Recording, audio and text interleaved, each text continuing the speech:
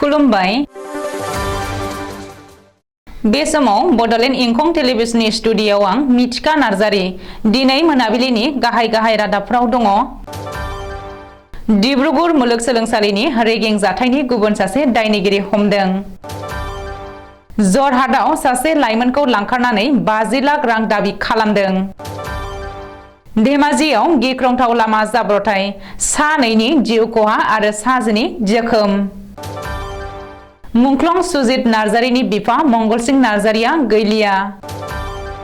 सिमेन्टसापुरि गामि पन्चायतनि बानजायनायाव दानसेनि बेसेन नाङै सिलाइ मेसिन सुनाय फोरोंथाय बादा बेखेवदों। अदालगुरिनि भेरगावआव सेथि बोसोरसिङारि क्लाब क्रिकेट मेच खुंदों। भेरगावनि माखासे ओनसोलाव हाग्रानि मैदेरनि उदखार। 2024 नि लकसभा बिसायख'थियाव क'क्राझार बियाबनिफ्राय देरहाफिनगोनखौ नबकुमार सरनीया फोथायो। मानास नेशनेल पार्क बासबारि रेन्जनि साखाथि बारेंगाबारियाव बिरगोस्रि जंगल रिजर्टखौ बेखेवबाय। मुम्बाइआव सासे करियान सिख्लानि सायाव सानै सेंग्राया गाज्रि आखु बाहायनानै हमजादों।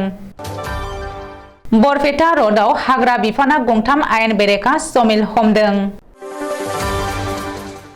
दानिया फैदो आबुं रादाबाव।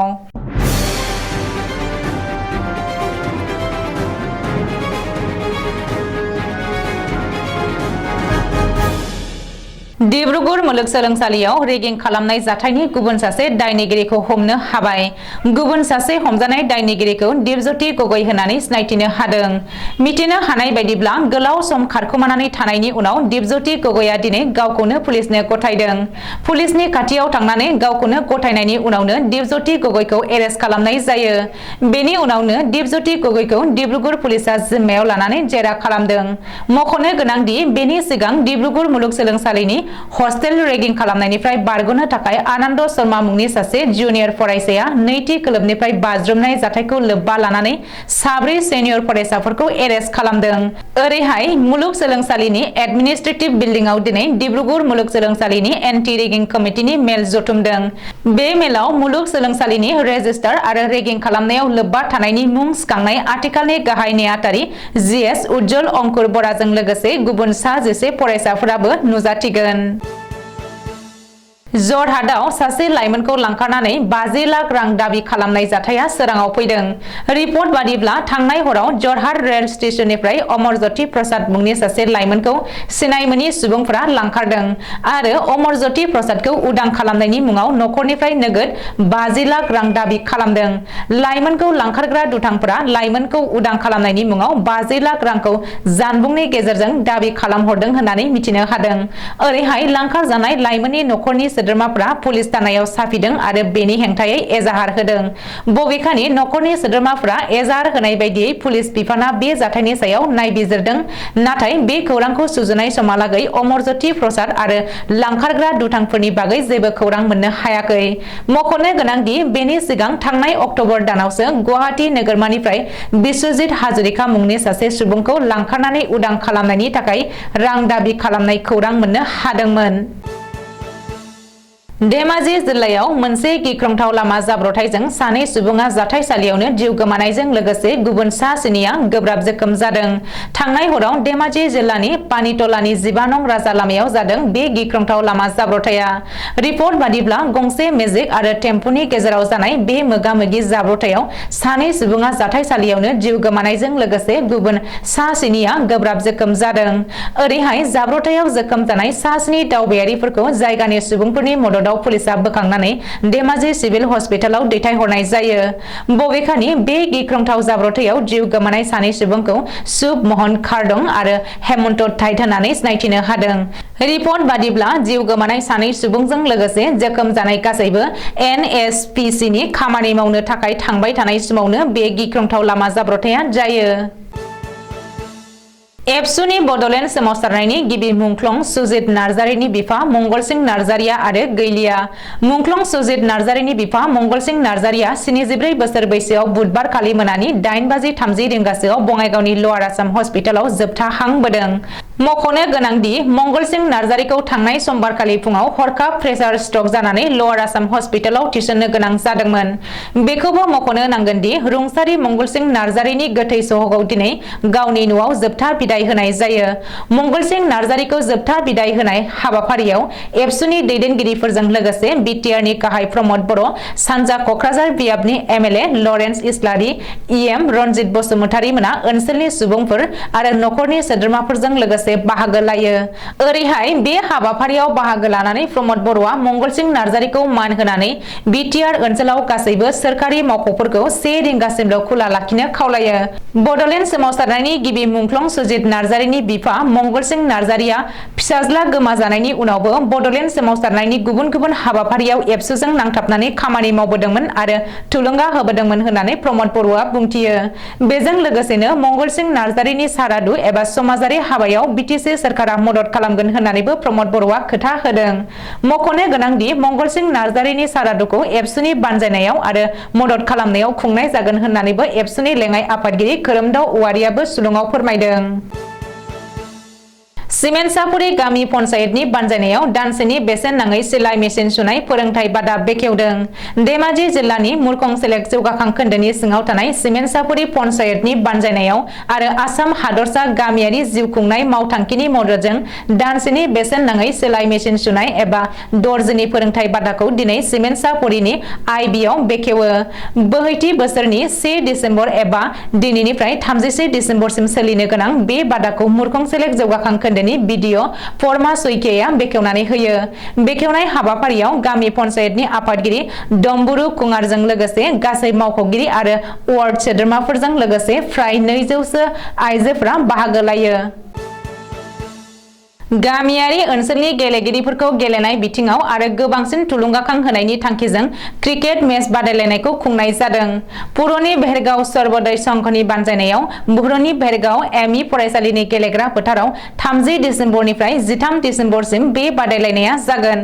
मख'नो गोनांदि आथिखाल सोरखारा गेलेनायनि बिथिङाव बांसिन गोसो होनायखौ नुनो मोननाय जादों। दिनैनि खालाराव गेलेनाया देहानि सरल' जानानै थायाखै।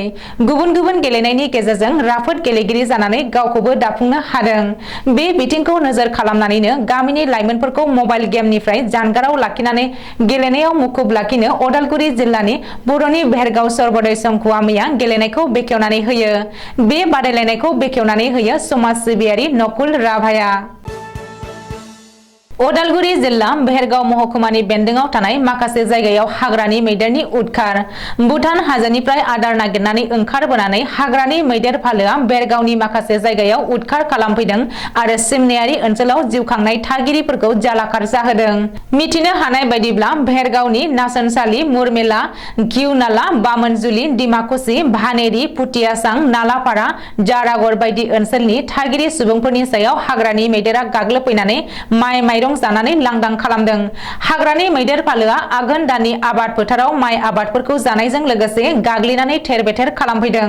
मख'नो गोनांदि हाग्रानि मैदेर फालोआ साननि समावनो इउटि राजा लामाखौ बारनानै खोला फारसे थानाय नासनसालि, घिउनाला, मुरमेला बायदि ओनसोलफोराव आबादारिफोरनि माइ आबादफोरखौ जानानै लांदां खालामफैनाया थारैनो ओनसोलनि थागिरिफोरखौ साननो गोनां खालामदों आरो खर' हमहोदों।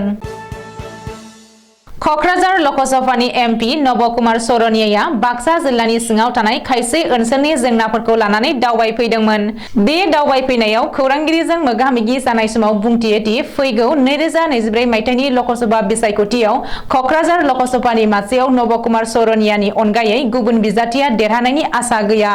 फैगौ लकसभा बिसायख'थियाव बिटिसिनि रायजो राजानि मददजोंनो फिन क'क्राझार लकसभा बिसायख'थियाव देरहाफिनगोना रोखा आरो फैगौ बे लकसभा बिसायख'थियाव देरहाफिननो थाखाय बिजेपि दोलोनि मददनि गोनांथि गैया। लोगोसे बिटिसिनि रायजोफोरा बुजिनानै लानाया गोनांथि दं जे बिजेपिनो खाना बायदि भट होबाय थाना मुलाम्फा गैया, मानोना भारत हादरनि गाहाय मन्त्रि नरेन्द्र मदिया 5 बोसोरनि गेजेराव 10 कौटि खामानि गैजायै लाइमोन सुबुंफोरनो खामानि होनो खोथा होदोंमोन, नाथाय दिनैसिम 5 कौटि सुबुंखौ खामानि गैजायैसो खालामदों होननानै अजद लाबोयो। लोगोसे भारतनि बाहेरायाव थानाय गोसोम रांखौ हादराव लाबोगोन आरो थिउरिया हान्जा फरायसाफोरनि रांखौ खमायनो रांनि बिलाइखौ सोलायदोंमोन आरो बेयो बुहुमनि गेजेरावनो ओरैबायदि मुगैथाव खामानि जादों जेराव बेनि गेजेरजों हादोरनिनो गोबां साधारन सुबुं आरो फिसा फिसा फालांगिरिफोरनि रांखौ सिख'नानै आदानि आम्बानिनो होनो सर्त दंमोन। जेराव नरेन्द्र मदिया गाहाय मन्त्रि जाजेननाय समाव आदानिनि रांनि अनजिमाया 500 कौटि रांल'मोन, नाथाय बियो दिनै बांनानै 3 लाख कौटि रां जाहैबाय।